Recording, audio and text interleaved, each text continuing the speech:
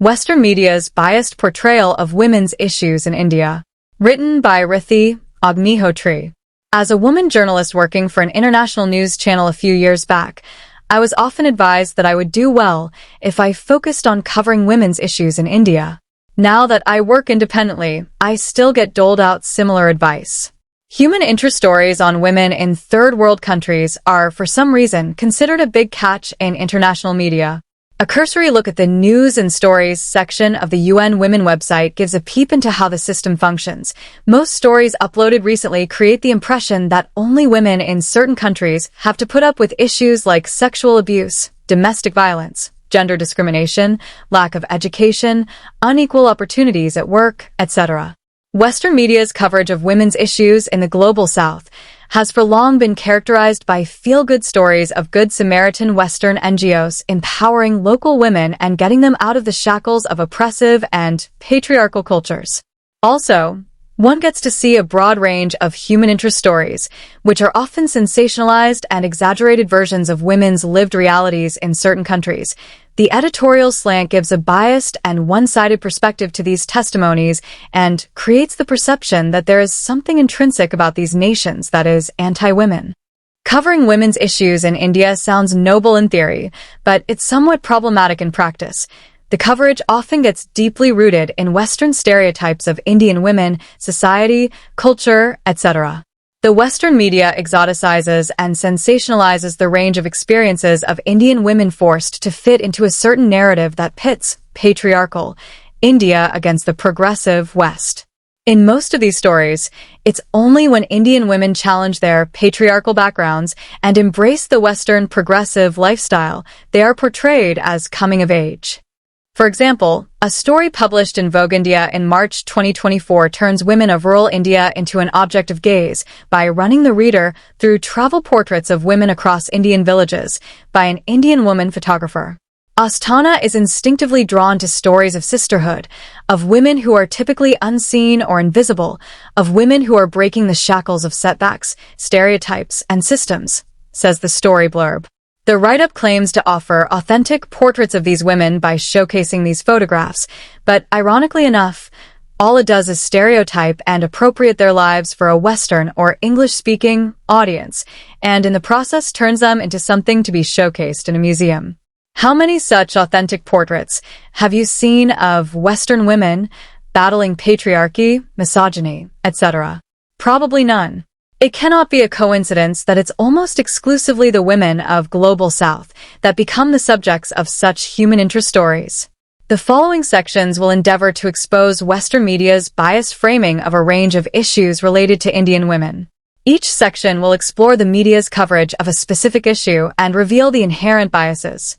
It's important to note that even though we are focusing on the Western media's coverage of women's issues in India, it's not just the Western media per se, but the whole media, academia, and think tank ecosystem that sets the paradigm for certain kinds of framing of Indian women's issues. The Indian media, as well, especially the mainstream English media, mostly tiptoes the Western media's line in coverage of women's issues. Biased and obsessive framing of Indian society as patriarchal. Patriarchy exists all over the world. It's a problem the whole of humanity, irrespective of their geographical location or cultural coordinates, grapples with. Yet, the Western media seems obsessed with portraying India as the original land of patriarchy. It routinely frames women's issues in India from the perspective of local women challenging patriarchy. Most coverage creates the impression that Indian culture is implicitly patriarchal. Even matters signifying legitimate progress in women's rights in India are subverted to hard sell the narrative that traditional Indian culture is essentially anti-women. My grandmother is challenging patriarchal land rights in India. I'm so proud of her. India is the most dangerous country for women. It must face reality. I was supposed to grow up to be a good Indian woman. I chose freedom instead. I am here, get used to me. In India, a woman out running is about more than just exercise. He lives freely. I live in fear. The plight of India's abandoned wives. And why is India so bad for women? Read the headlines of a few articles published by The Guardian over the past 15 years, covering women's issues in India. The sensational headlines bias and repulse the reader against Indian society and culture at the outset, even if the subject matter is somewhat different. Most headlines perpetuate dangerous stereotypes about India, creating the impression that something inherently evil about the country is responsible for the plight of its women. The article, "India is the most dangerous country for women. It must face reality," talks about a Thomson Reuters Foundation survey calling India the most dangerous country for women in the world. Another story titled, "I was supposed to grow up to be a good Indian woman. I chose freedom instead," is a first-person account of an Indian woman denouncing patriarchy and supposedly getting out of the clutches of India's arranged marriage system to find her voice and space. "I was told to listen to my parents, find a husband, and ignore my own needs. But I decided to take my own path," reads the blurb. The whole article is a sensational, over-the-top exaggerated sob story of a woman giving up on being a good Indian woman, landing a job in Bangalore, and becoming independent. The point being, according to the article, that being a good Indian woman and being independent are mutually exclusive. The author of the article happens to be a South Asian feminist activist. In India, a small band of women risk it all for a chance to work. In Hinduism, respect the sacred, ignore the sexism. No visitors, no drinking, home by 9. Renting as a single woman in India are some of the New York Times headlines over the past couple of years. The New York Times has also been running a series called India's Daughters. Each chapter of the series dramatizes the life story of an Indian woman, making her the poster girl of Indian patriarchy. This is journalism at its sensational worst, yet such esteemed media publications continue to invade the privacy of Indian women, who perhaps have no idea about how their stories are being twisted in front of an international audience to defame and mock Indians and India on a global platform. Demonizing Hindu festivals as anti-feminist. Festivals all over the world are, well, just festivals, cultural expressions of a community, except for Hindu festivals, that is. The global media, academia, and think tank ecosystem have turned Hindu festivals into demonstrative case studies in patriarchy. No critical exposition on the ills of patriarchy is complete without a fair bit of bashing of Hindu Dharma and its customs and traditions. Hindu festivals like Karva Chauth and Raksha Bandhan, where women play a significant role, have been turned into case studies of anti-women rituals. Karva Chauth, especially the Hindu festival, during which married women observe a day-long fast and pray for the longevity of their husbands, has been the subject of immense ridicule and condescension amongst media spaces. Every conceivable Western feminist theory penned to date has been mapped onto Karva Chauth, such as the level of collective hatred. The Western media publishes a barrage of inflammatory articles around Karva Chauth every year, and the Indian media follows suit. Such write-ups are usually penned by women journalists with an Indian name, something that lends a degree of authenticity to the mindless and baseless criticism. Karva Chauth, Anti-Feminism in Designer Wear, reads the headline of an article published by Huffington Post in October 2016. The writer Srinita Bhumik calls Karva Chauth that controversial festival where women fast for the longevity of their husband. The rest of the article goes on and on in its quest for Karva Chauth bashing, portraying it as an anti-woman conspiracy where women are tortured by being forced to stay hungry for an entire day and pray for the longevity of their husbands. This is pretty much the crux of all glorious anti-Karva Chauth scholarship. Silly and super judgmental as this ranting might sound to all the rational-minded folks out there, this sort of vitriolic banter against Hindu festivals like Karva Chauth is what constitutes a major chunk of feminist scholarship in India and elsewhere. Let's check out another piece published by the New York Times. My mother's imposed fast. I feel her hunger. The write-up penned by Natasha Singh was published way back in 2009. It's a first-person account of a non-resident Indian woman. The article begins with the usual anti-Karva Chauth rant about how fasting on the occasion was a big deal for the writer's mother and how the writer fails to see the point in it.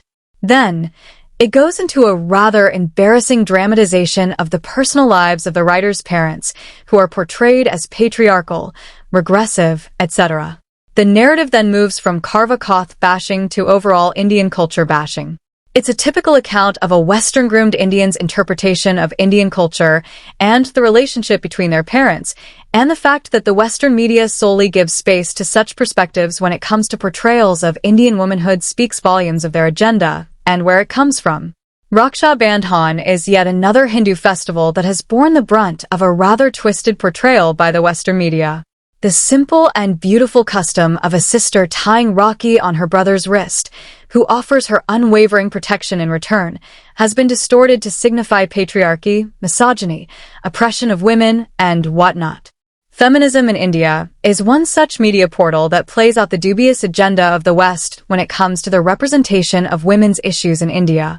Feminism and Raksha Bandhan, a balancing act. A write-up published by them in 2019 argues that the whole concept of a sister tying Rakhi on her brother's wrist who offers her protection, thus becoming a breeding ground of toxic masculinity. Not only that, it goes on to the extent of suggesting that a festival like Raksha Bandhan justifies sexual assault on anyone as long as the victim is not your sister. BBC Hindi offers another twisted take on Raksha Bandhan through a first-person narrative story published in 2022, Raksha Bandhan par Nirbhar Nahin Hai by Bian Ka Sakcha Rishta. The real relationship of a brother and sister does not depend on Raksha Bandhan. The provocative title aside, the story itself is a bizarre narrative of how the writer often felt compelled to feel girly attributes in childhood whenever Raksha Bandhan was around the corner. This story has all the ingredients of how a Raksha Bandhan story shouldn't be written. It politicizes a festival of heartfelt bonding of a brother and sister by adding the subtext of gender roles, communal violence, and whatnot. But then again, this is Marxist storytelling for you, one that has a highly problematic relationship with anything Indian and Hindu. Sensationalizing Hindu social issues. Vrindavan widows. Hindu Dharma is an open-ended system of inquiry, unlike Abrahamic religions, which are closed belief systems. Hindu society has undergone many reform movements over the years. Many regressive practices associated with Hinduism have been abolished by the law and are on the wane socially. Yet, Western media continues to sensationalize and exaggerate the social evils of Hindu Dharma. Child marriage, for example, is an issue that affects all religions, yet the mainstream media portrays child marriage as an exclusive social ill practiced by Hindus. How many Western media articles have you seen talking about the menace of child marriage or polygamy in Islam? But Hinduism, being the soft target, is portrayed as the originator of all social evils impacting women. International publications like the BBC, the Washington Post, etc., are full of sensational stories about Hindu widows in Vrindavan abandoned by their families. While one is not denying the seriousness of the issue or the fact that it's an inhumane custom, to whatever extent it still exists, Western media's obsession with this topic is certainly no altruism. Traditionally, widows haven't received a fair deal across all cultures. Yet, Western media continues to malign Hinduism as if there is something intrinsically evil about Hinduism that's responsible for the mistreatment of widows. How many media stories have you seen talking about the condition of widows in Christianity or Islam? The widows who can't return home. 2022. India's neglected widows. 2002. The Indian town with 6,000 widows. 2013. India's abandoned widows struggle to survive, and India's invisible widows, divorcees, and single women. 2014 read the headline of a few stories done by BBC on this topic. Vrindavan, City of Widows. 2007, India's City of Widows. 2010, and Why Widowhood is One of the Developing World's Key Problems. Read the Guardian headlines. These are just a few examples. Even the Pakistani Daily Dawn seems to take an interest in the issue of widows of Vrindavan. One such headline read, Breaking Taboos, First Holy Ever for Indian Widows, 2015. The article is a photo feature with a bit of commentary accompanying the pictures. The article overall suggests that the widows of Vrindavan are breaking the shackles of Hindu tradition by playing holy. Widows say breaking harsh Hindu tradition that prohibits them from playing holy or dancing in the festivals must be shunned, reads a caption accompanying one of the photos. It would have been perhaps interesting if the article had also shed some light on the position of widows in Orthodox Islamic societies. Or would that have been too much to ask for? The number of Hindu widows abandoned in Vrindavan by their families would be minuscule in terms of India's total population, yet Western media amplifies the issue to demonize Hindus and Hinduism. Most stories done by Western media publications on this issue perpetuate the narrative that Hinduism, per se, is inherently evil and thus responsible for the plight of Vrindavan widows. What explains the Western media's overwhelming interest in the topic of Vrindavan widows? One is that they need sensational stories to fill in pages and spaces of their web publications, and clickbait stories demonizing far-off cultures and civilizations fit the bill perfectly. Another reason, though, is that such topics fit in the overall woke narrative and further its agenda of demonizing Hindu Dharma and simplistically imposing Abrahamic frameworks onto Hindu culture and traditions. Contradictory narratives on Hindu and Muslim women in India. Western media's reporting of women's issues in India is fraught with double standards. It uses the women's rights narrative to play the communal card. While reporting on Indian women's issues in general, or let's say Hindu women's issues, since the majority of Indian women are Hindus, it adopts the tradition versus modernity binary, chiding the natives for sticking to old-fashioned and dilapidated customs and rituals and failing to embrace modernity. But while reporting on issues concerning Muslim women, the most wholesome and archaic of practices become freedom of expression. As illustrated through multiple examples in previous sections, the Western media nitpicks even the most benign of Hindu rituals, festivals, and traditions to support the notion that these are regressive and that Hindu women would be better off abandoning them altogether. But in the case of Islam, vehemently anti-women practices like triple talaq, hijab, etc. are subtly justified and perhaps even glorified by the Western media. You just have to see the Western media coverage of the issue of hijab ban in various countries, and you'll get my point. The Indian state of Karnataka became the center of a major controversy surrounding the insistence of a few Muslim women to wear hijab in educational institutions. In February 2022, the then Karnataka government issued a circular mandating that all students must adhere to the dress code prescribed by the management of schools and colleges. The circular didn't officially ban hijab as such, but it granted autonomy to the management of schools and colleges in such matters. That is, if an educational institution in the state prohibited the hijab on campus, students would have to adhere to the rule. The issue reached the Karnataka High Court, which eventually held the order and held that no case was made for its invalidation. The matter then reached the Supreme Court, but the two-judge bench of India's apex court delivered a split verdict on the appeals against the High Court judgment. The Western media blew this issue out of proportion. The Indian state was portrayed as a draconian entity, taking away the rights and cultural identity of Muslim women.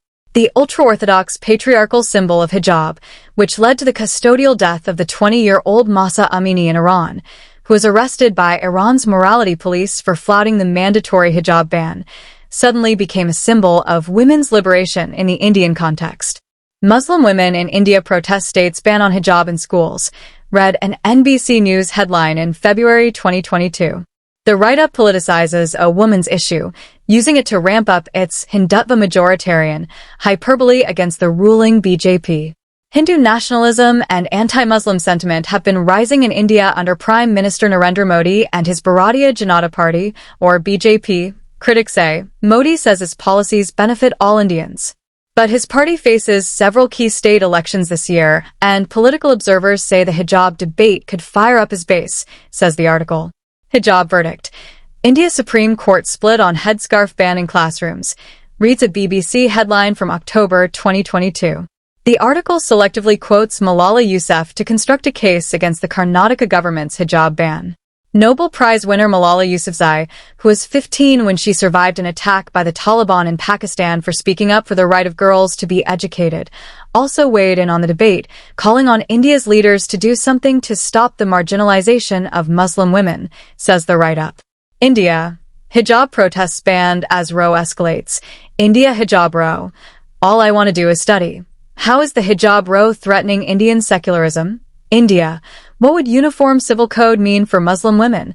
And instant divorce ban draws mixed reactions in India are some of the Deutsche Welle headlines of its coverage of Muslim women's issues in India. India hijab row. It is a woman's right to decide what to wear, reads the Anadolu Agency headline. The report vociferously quotes the then opposition members of various political parties in Karnataka to construct its case against the 2022 hijab ban order in the state. It further positions the hijab ban within the larger narrative of what it calls the Modi government, legitimizing discrimination against religious minorities and enabling violent Hindu nationalism. Muslim women in India are fighting for the right to wear a hijab, reads the rather dramatic headline of a website called LifeGate. The story gives various participators accounts of anti-hijab ban protests in India and quotes one of the protesters as claiming that the attack on hijab wearing is a part of an onslaught against Islamic values. A full-fledged discussion on this topic is beyond the scope of the article. But the point is that the Western media ecosystem unequivocally propagates a rather homogeneously ultra-conservative and regressive narrative on women's rights when it comes to Muslim women. Just contrast this with the hyper-vigilant mode it adopts while portraying Hindu women and how it maliciously labels Hindu festivals and traditions as patriarchal, without having the slightest know-how of their deeper symbolism or background and context. The myth of India as the rape capital. The Western media gets away with crass generalizations and blatant misinformation when it comes to talking about sexual crimes against women in India. Numerous Western media outlets have categorically labeled India the rape capital of the world, without any credible evidence whatsoever. A write-up published by Stop Hindudvesha in June 2023 exposes the Western media's sensational coverage of sexual violence against women in India. It analyzes a New York Times story that paints India as the world's rape capital. The story also cites ample evidence to show that rape is rampant in the West and up to 10 times higher than in India. The feverish intensity with which Western media covers sexual crimes against women in India, a layperson might just assume India is the only country in the world where such crimes are committed. What is behind India's rape problem? Reads the headline of a piece by Deutsche Welle in 2019. The write-up resorts to value-laden generalizations to prove that there is something intrinsic about Indian culture that makes the country unsafe for women. A number of rape cases in India in the past few months have put a spotlight on the issue of gender-based attacks in the country. Experts say deep-seated patriarchy has created a second-class status for women in India, says the article. Crimes like rape happen all over the world, yet how many Western media articles have you seen attributing rapes in Western countries to the patriarchal culture out there or the second-class status of women in these countries? Probably none. Seems like these kinds of wild generalizations have been solely reserved for third world nations like India. Western media coverage of sexual crimes against women in India shot up phenomenally after the 2012 gang rape and murder of a young woman in a moving bus in Delhi, commonly known as the Nirbhaya case. The Nirbhaya case became a rallying point for the Indian youth, who came out in large numbers to protest the lack of women's safety in cities like Delhi. However, for the Western media, the Nirbhaya case became an excuse to peddle all sorts of misinformation and propaganda regarding rape culture in India.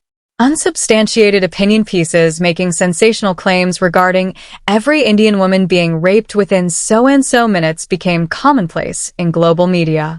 Yet, ironically, India doesn't even figure in the top 10 when it comes to statistics on countries with the highest rape incidence. A 2020 report published by the Business Standard gives country-wise statistics on the prevalence of rape.